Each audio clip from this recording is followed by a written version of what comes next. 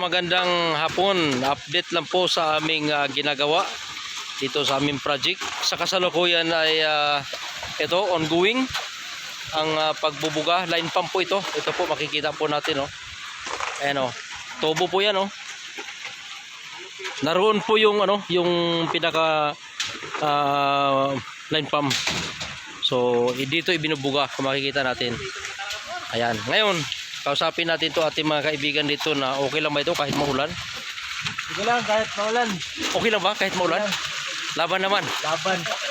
Bakit kayo na patuloy na lumalaban kahit ulan? Para sino pa pinahugutan nyo? Para sa pamilya ba?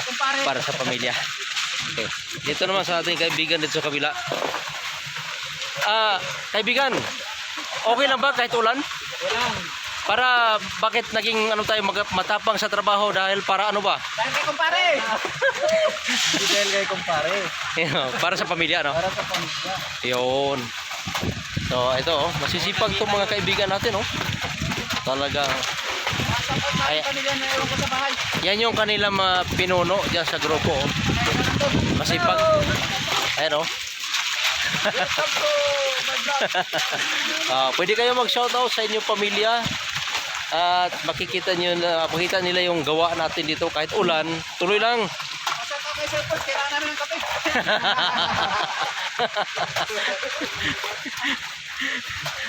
Okay. Ayan guys, ito, oh. Ayan. Tuloy lang ang ating laban sa trabaho. Ayan ating mga tumitira dito.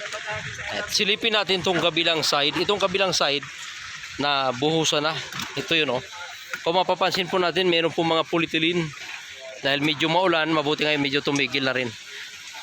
Depensa kasi yan para kapag may ulan, hindi ma-wash out yung kabubuhos lang. Kaya nilagyan yan. Pero maya-maya na konti, unang-una tumila na rin yung ulan, tatanggalin din yan.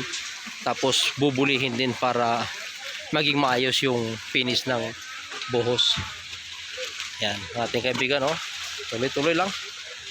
Ayan, yung mga stop out binabantayan din. Ikot na tayo ito, guys. Ayan. Ating kaibigan, gwapo tong ating crew dito, oh. Gwapo. Basta construction boys, gwapo. Tama ba? Tama ba? Oo. Tama. Okay. Okay, tuloy tayo. Kaibigan, ito naman yung yung scaffolder.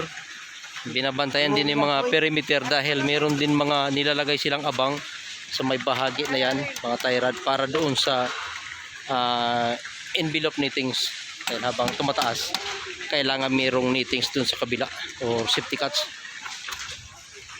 So dito guys, malapad, malaki pa po itong bubuhusan.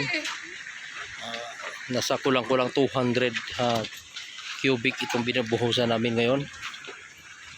Ayan, si Kuya, oh.